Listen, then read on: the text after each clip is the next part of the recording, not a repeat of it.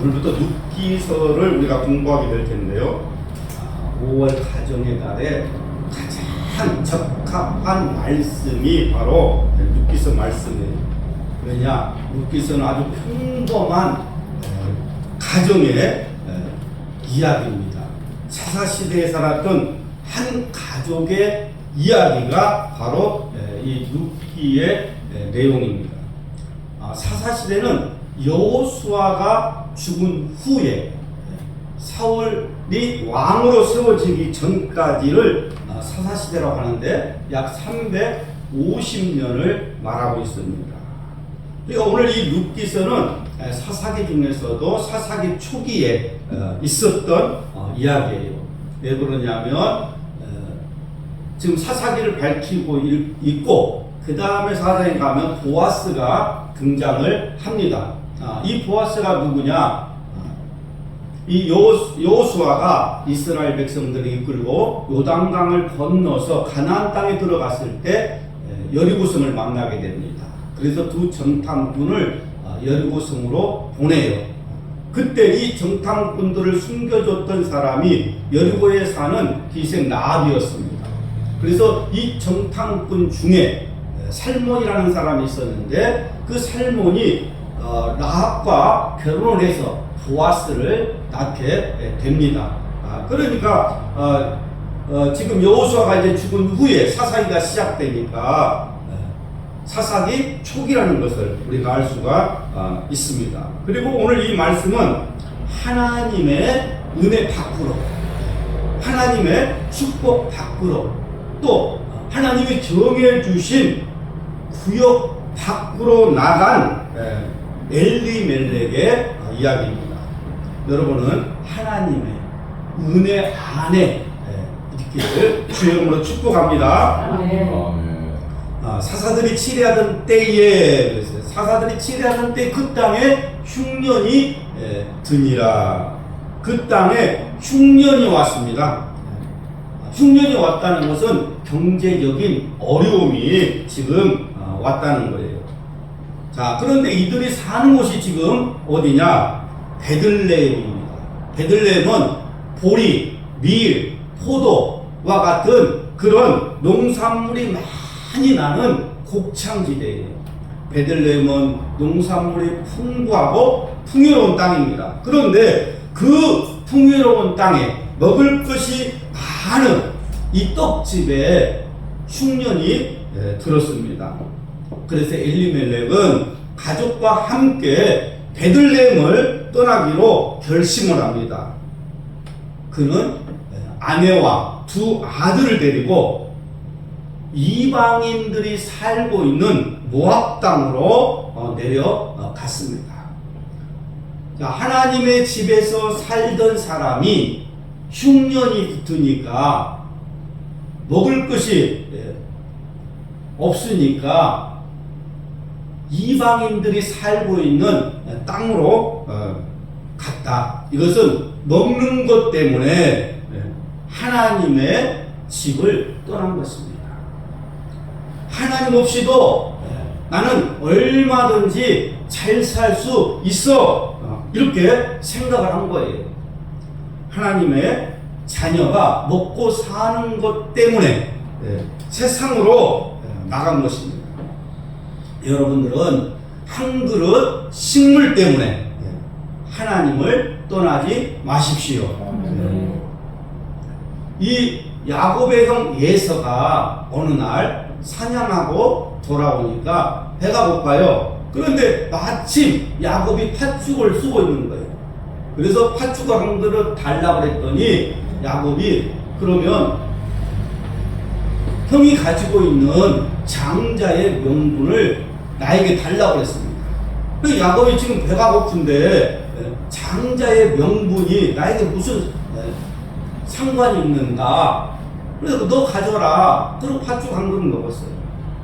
그 장자의 명분이 신약에 와서는 하나님의 자녀권입니다. 하나님의 자녀라고 하는 사람이 먹고 사는 것 때문에 하나님을 떠나지 말라는 거예요. 하나님을 배신하지 말라는 것입니다. 현실에 어려움이 있을 때 세상 사람들이 우리에게 요구를 해요. 내가 경제적인 어려움을 당하고 가정에 어려움이 있을 때에 세상 사람들이 우리에게 요구합니다. 내 신앙을 팔아라. 예수가 밥 먹여주냐? 먹고 살기 힘들면 그 시간에 예배 드리지 말고 일을 하라는 거예요. 예배 드리지 말고 그 시간에 일하라는 거예요. 그러나 나는 어떤 어려움이 있다 할지라도 하나님을 떠나지 않겠다. 예배를 떠나지 않겠다. 이것이 우리의 신앙이어야 합니다. 나는 어떤 어려움이 있어도 주의를 지키겠다. 먹고 사는 것 때문에 예배 드리지 않고 나는 주일날 일하지 않겠다. 일하러 가지 않겠다. 왜 그러냐? 내가 어떤 모습으로 사느냐에 따라서 우리 가정이 복을 받기도 하고 저주를 받기도 한다는 것을 알아야 돼요. 그러니까 내가 믿음 생활을 잘해야 돼요. 지금 엘리멜렉이 가장이잖아요. 근데 조금 어려움을 당하니까 가족들을 지금 이끌고 이방인 땅으로 간 것입니다. 그러니까 가장이 바로 서지 않으면 가족들을 이리저리 이끌고 다니면서 고생만 시키는 사람들이 있어요. 그렇잖아요? 지방으로 갔다가 어디로 갔다가 남편이 믿음으로 바로 서 있지 않으니까 계속 가족들을 이끌고 다니는 사람들이 많아요. 우리 주변에도. 가족들 고생만 시킨다고.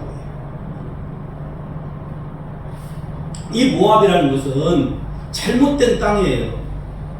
믿음의 사람들이 아닙니다. 모압은 육적인 삶을 추구했던 사람들이에요. 그러니까 자랑스러운 민족이 아니에요.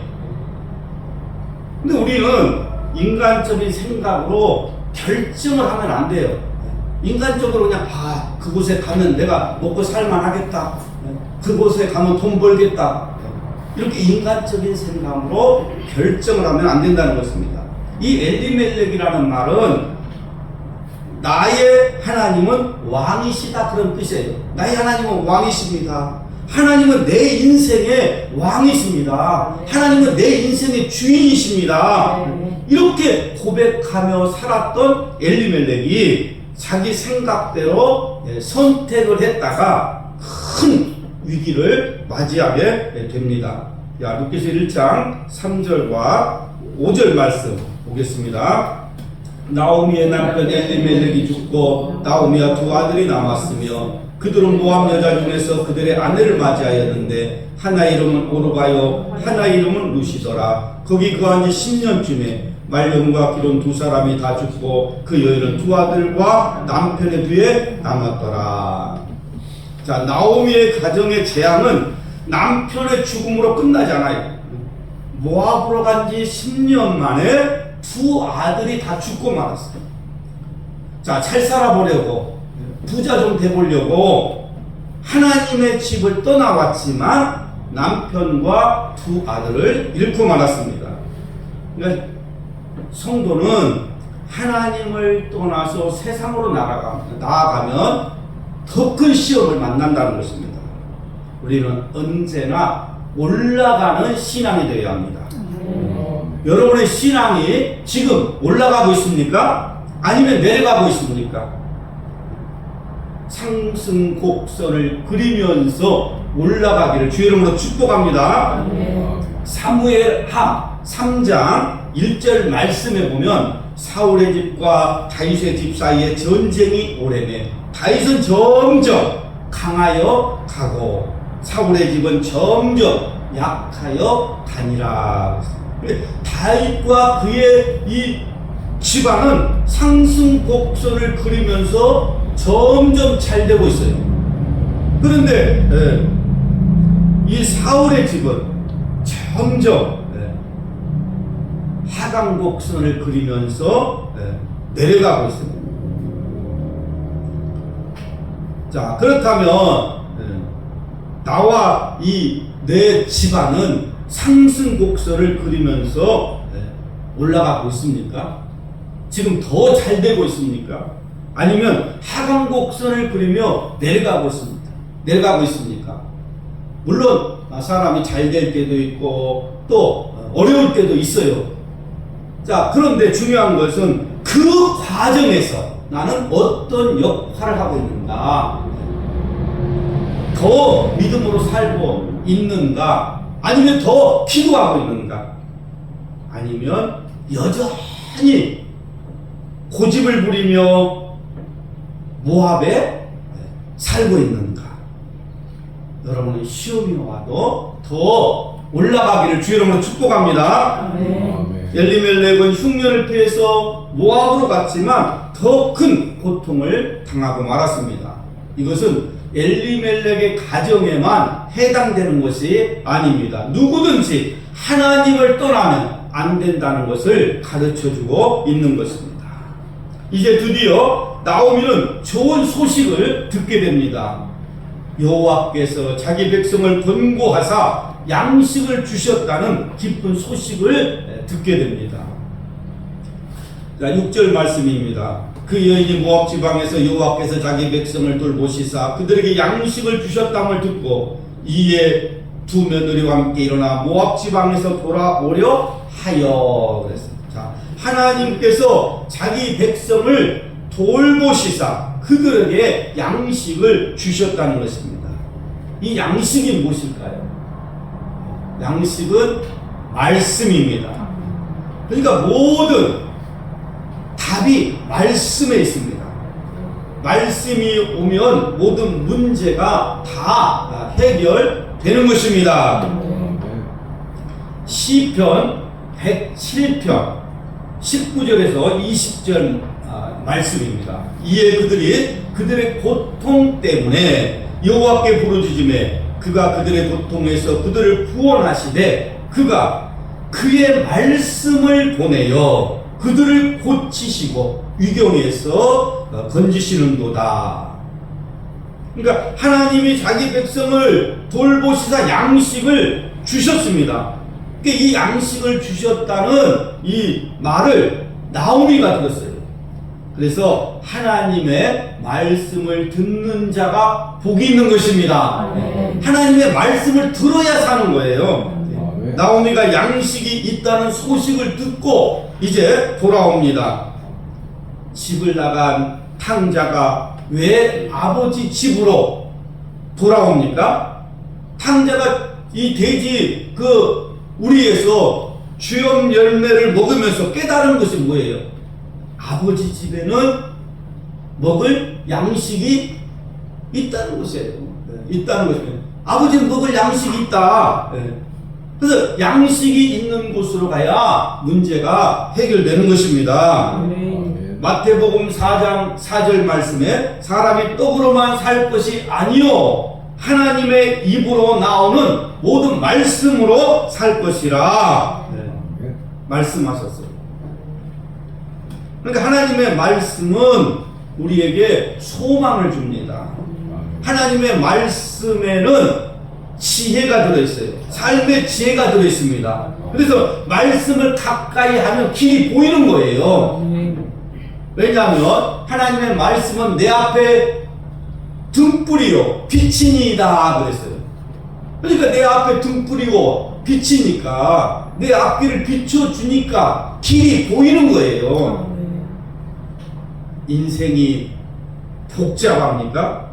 하나님의 말씀을 붙잡고 따라가면 저절로 풀릴 줄로 믿습니다. 아멘.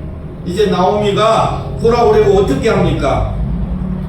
일어나 모압 지방에서 돌아오려 하여 그랬어요. 나오미는 떠남으로 모든 것을 다 잃었습니다. 그러나 이제 돌아옴으로 모든 것이 회복이 됩니다. 그러니까 성도는 하나님의 은혜가 있는 곳으로 가야 돼요. 자, 이들이 어려움을 당한 이유가 무엇이에요? 베들레헴을 떠나서 어려움을 당했습니다. 자, 그렇다면 베들레헴을 떠나서 어려움을 당했다면 다시 베들레헴으로 돌아가면 되는 것입니다. 베들레헴을 떠남으로 내가 어려움을 당했다. 그럼 다시 베들레헴으로 돌아가면 회복이 되는 거예요. 베들레헴은 아주 중요한 곳입니다. 하나님의 집이에요. 생명의 떡이 있는 떡집이에요. 베들레헴에 생명의 떡이 있어요. 왜냐? 예수님이 베들레헴에서 탄생했어요. 예수님이 계신 곳입니다. 예수님이 베들레헴에서 오셨습니다. 그러니까 다시 생명의 떡이 있는 떡집으로 돌아가면, 먹을 것이 있는 떡집으로 돌아가면 사는 것입니다. 우리 인생에 찾아온 흉년은 영원히 흉년으로 끝나지 않습니다. 반드시 풍년이 옵니다. 룻기서 1장은 사사들이 치레하던 때에 그 땅에 흉년이 드니라 이렇게 시작을 했습니다.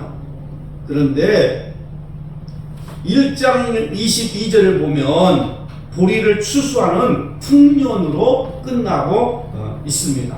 그들이 보리 추수 시작할 때에 베들레헴에 이르렀더라.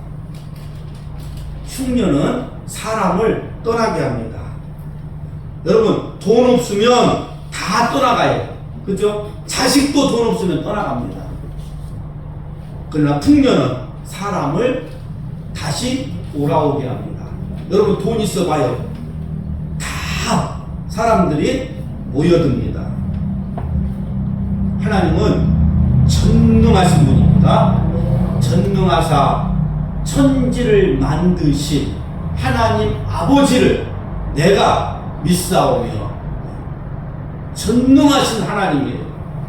이 말의 뜻이 무엇이냐? 전능하다. 하나님 편에서는 모든 것이 준비되어 있다는 것입니다. 이것이 전능하다는 거예요. 하나님 편에서는 모든 것이 준비되어 있다. 하나님 편에서는 모든 것이 준비되어 있습니다. 그러나 문제는 내가 준비가 안 된 것입니다. 내가 준비가 안 된 거예요. 나만 준비하면 축복의 문이 열립니다. 생명의 떡이신 예수 그리스도를 만나면 흉년이 끝납니다. 예수님이 내 인생에 들어오시면 기근이 끝나는 것입니다. 이제 내 인생에 하나님의 돌보심이 시작되었습니다. 예수 그리스도가 나를 찾아오셨습니다. 예수 그리스도와 연결이 되면 새로운 인생이 시작이 됩니다. 새로운 축복이 시작이 됩니다. 내 인생에 놀라운 축복을 준비하고 계시는 전능하신, 모든 것을 준비하고 계시는 하나님이 나와 함께 하시는 것을 믿으시기 바랍니다.